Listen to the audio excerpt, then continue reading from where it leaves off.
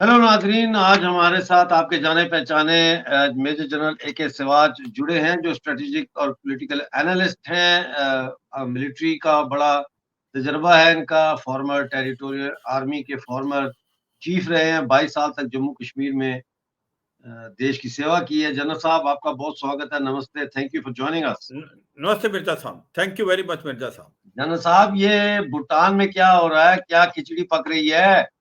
प्रधानमंत्री साहब गए हैं भूटान और उनको वो अवार्ड दिया गया जो आज तक किसी को नहीं दिया गया। हाँ चीन की बिल्कुल टांगे कांप रही हैं। थोड़ा सा इसके ऊपर हमें बताएं क्या हो रहा है। हाँ बिल्कुल, आपने बहुत अच्छा बोला मिर्जा साहब। सच्चाई ये है कि भारत और भूटान के रिलेशनशिप बहुत नजदीक हैं। ये सोशल भी हैं, कल्चरल भी हैं, रिलीजियस भी हैं, हिस्टोरिकल भी हैं। और ये भारत और जो भूटान है उसके जो रिलेशनशिप, आपको मैं यही बताऊंगा कि वहां पर बुद्धिज्म है। और भारत के अंदर जो महात्मा बुद्ध थे उनको ज्ञान प्राप्ति हुई थी। तो हरदम ही भारत जो है भूटान के नजदीक रहा है और सबसे लार्जेस्ट ट्रेडिंग पार्टनर है। और भारत बहुत ज्यादा भूटान को एक प्रकार से लोन देता है। जो इनकी अभी 12th 5 ईयर प्लान थी, 5,000 करोड़ का पैसा भारत ने दिया, जो कि 73% है उनके जीडीपी का। और अभी कुछ एक दिन पहले जो प्रधानमंत्री हैं शेरिंग तोगबे भूटान के 5 दिन की यात्रा पे आए थे। तो उन्होंने स्पेशली प्राइम मिनिस्टर मोदी को इनवाइट किया था कि वो एक बार भूटान में आए। जैसा मैं अपने व्यूअर्स को बताना चाहूंगा कि भारत के अंदर अभी इलेक्शन हो रहे हैं और अभी कोड ऑफ कंडक्ट भी एक प्रकार से डिक्लेयर हो गया है। मगर इसके बावजूद भारत के प्रधानमंत्री भूटान गए हैं। उसकी कुछ एक वजह है। उसकी वजह एक तो यह है कि 2021 में भारत के प्रधानमंत्री को एक हाईएस्ट सिविलियन अवार्ड देने की घोषणा की थी भूटान में। और वो आज तक किसी फॉरेनर को नहीं दिया गया। वो पहले ऐसे प्रधानमंत्री होंगे और या ऐसे नॉन भूटनीज होंगे जिनको ये अवार्ड मिलेगा। और उसका कारण सबसे ज्यादा ये था, जब भारत के प्रधानमंत्री मोदी साहब ने एक प्रकार से अपनी प्राइम मिनिस्टरशिप और उसकी जो गवर्नमेंट आई थी 2014 में, तो सबसे पहले उन्होंने विजिट भी भूटान में किया था। मगर जो भारत और भूटान के रिलेशनशिप बढ़ते गए हमारे जो नेबरहुड फर्स्ट पॉलिसी में, और जो सबसे ज्यादा काम भारत ने किया जब कोविड-19 हुआ, तो उस समय भूटान के पास इतनी काबिलियत और क्षमता नहीं थी कि उसको अपना वैक्सीन ले पाए। तो उस समय 5 लाख से ज्यादा डोजेज जो थे वो भारत ने भेजे थे। और प्राइम मिनिस्टर मोदी ने नेबरहुड फर्स्ट की पॉलिसी से ये एक प्रकार डोजेज दिए थे। ये भूटान को ही नहीं, बांग्लादेश को भी दिए थे, श्रीलंका को भी दिए थे। मगर भूटान को बहुत ही ऐसा लगा था कि ऐसा मित्र जिसने हमें एकदम मदद की। तो उसी समय 2021 में डिक्लेयर हुआ था कि हाईएस्ट अवार्ड दिया जाएगा प्रधानमंत्री मोदी को। तो उनको अब बुलाया गया था कि वो इस अवार्ड को लें। तो ये सच्चाई है कि जो आज और पहले जो होनी थी, वो विजिट होनी थी कल और परसों जो, मगर क्योंकि वेदर ठीक नहीं था तो वो आज गए हैं, आज और कल वापस आएंगे। तो तो ये जो चाइना को क्या विजिट है, तकलीफ है? चाइना क्यों हाँ चीख रहा है? हाँ बिल्कुल। अभी तो आपको यही बता रहा था कि इसकी जाने की वजह क्या थी। मगर सच्चाई क्या है कि चीन और के जो बाउंड्री इशू है, वो 14 देश के साथ लैंड बाउंड्री मिलती है।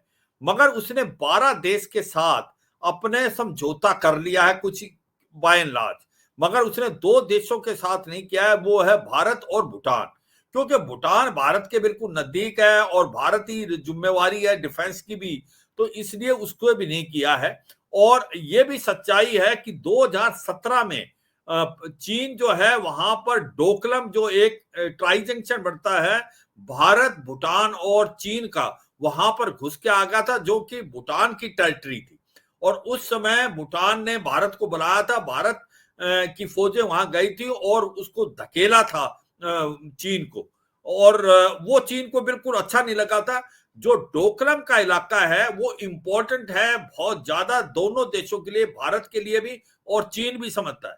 भारत के लिए क्यों इंपॉर्टेंट है कि वो इसको, जो डोकलम का इलाका एक हमारा चुंबी वैली है, जिसको हम बोलते हैं सिलीगुड़ी कॉरिडोर, हमारा नॉर्थ ईस्ट से जो रेस्ट ऑफ इंडिया को कनेक्ट करता है, और ये ज्यादा जो डेप्थ वाली वैली नहीं है, तो ये 50-60 किलोमीटर के करीब है।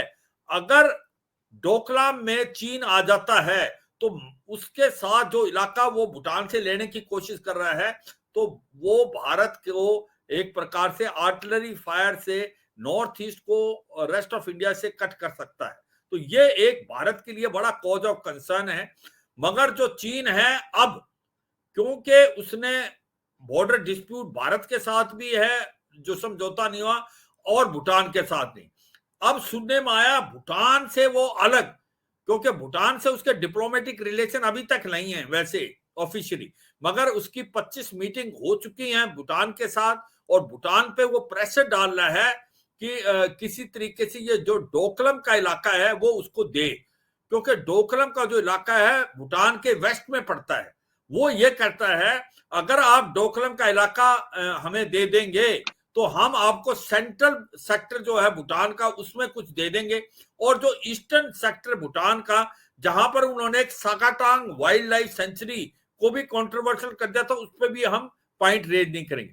कहने का मतलब यह है कि अभी हमें पता चला है कि वो एक प्रकार समझौते की तरफ जाने की कोशिश कर रहा है भूटान पे, भूटान के ऊपर प्रेशर डाल रहा है, भूटान को चाहता है कि वो डोकलम का जो प्लेटू है वो मान जाए कि वो चीन को दे दे, तो उसको ऐसे में वो सेंट्रल सेक्टर और ईस्टर्न सेक्टर में कुछ देंगे और बाकी भी उसकी मदद करेंगे। और ये भारत के लिए एक बहुत बड़ी चुनौती है, इसीलिए भारत के प्रधानमंत्री गए हैं, क्योंकि हमारे रिलेशन भूटान से बहुत अच्छे रहे हैं, मगर अब क्योंकि चीन एक बड़ा देश है, कहीं प्रेशर में ना है, तो उसके बारे में भी बातचीत होगी। तो ये एक बड़ा इंपॉर्टेंट है। दूसरा, भूटान भारत के लिए इसलिए ज्यादा इंपॉर्टेंट है क्योंकि अगर चीन वहां आ जाता तो हमारे को हरदम एक प्रकार से डेंजर रहेगा। दूसरा, भूटान एक सैंडविच हो रखा है भारत और चीन के बीच में। चाइना के भारत, हाँ, भारत भूटान जो है वो चीन की तरफ ज्यादा देख नहीं सकता क्योंकि उसके बीच में हिमालय आते हैं, मगर भारत में उसके जो प्लेन्स आते हैं और भारत से ही उसकी कनेक्टिविटी है, क्योंकि लैंडलॉक कंट्री है, तो उसका जो पोर्ट है, हम कलकत्ता और विशाखापट्टनम में भी जाते हैं। अब भारत वहां पर बहुत कुछ कर रहा है। भारत, जैसे मैंने बताया, एक तो हम 5,000 करोड़ रुपए दिए थे हमने, जो लास्ट 5 ईयर प्लान थी, अभी हम और भी ज्यादा देंगे। दूसरा, वहां पर हम स्मार्ट सिटी बना रहे हैं, और सबसे इंपॉर्टेंट चीज है, वहां से बड़े लोग भारत में काम करते हैं, टूरिज्म बहुत इंपॉर्टेंट है, भारत के लोग वहां जाते हैं। और एक सबसे इंपॉर्टेंट चीज जो हो रही है अभी, रोड कनेक्टिविटी तो थी, रेल कनेक्टिविटी भी हो रही है भारत से और भूटान के बीच में। तो सच्चाई यह है कि जो डिपेंडेंस है भूटान का, वो भारत में बहुत ज्यादा है, और भारत भूटान का एक लार्जेस्ट ट्रेडिंग पार्टनर है। तो हम नहीं चाहते कि किसी तरीके से, जिस प्रकार से नेपाल पे, जिस प्रकार से भूटान पे चीन एक प्रेशर डाल के उसको अपनी तरफ करने की कोशिश कर रहा है, ऐसा ना हो, इसलिए भारत की चिंताएं बढ़ती हैं। और स्पेशली जो मैंने आपको बताया, डोकलम का जो प्लेटू है वो भारत के लिए स्ट्रेटेजिकली बहुत इंपॉर्टेंट है। हम यही उनको एक प्रकार विश्वास दिलाएं कि भारत आपके साथ खड़ा है, हर दम आपकी जो है हेल्प करेगा, मगर चीन के प्रेशर में नहीं आना है। मिर्जा साहब, ठीक है, बहुत शुक्रिया जनरल साहब, आपने बड़ी महत्वपूर्ण इंफॉर्मेशन दी है और बड़ा एनालिसिस अच्छा किया है। मुझे ये उम्मीद है और यकीन है कि जो हमारे दर्शक हैं या जो हमारे नाजरीन जो देख रहे थे ये प्रोग्राम, वो यकीनन जनरल साहब की बातों से उनको अब भूटान, चाइना और भारत के दरमियान ये जो ताल्लुकात की कशमकश है, इससे उजागरी मिली होगी।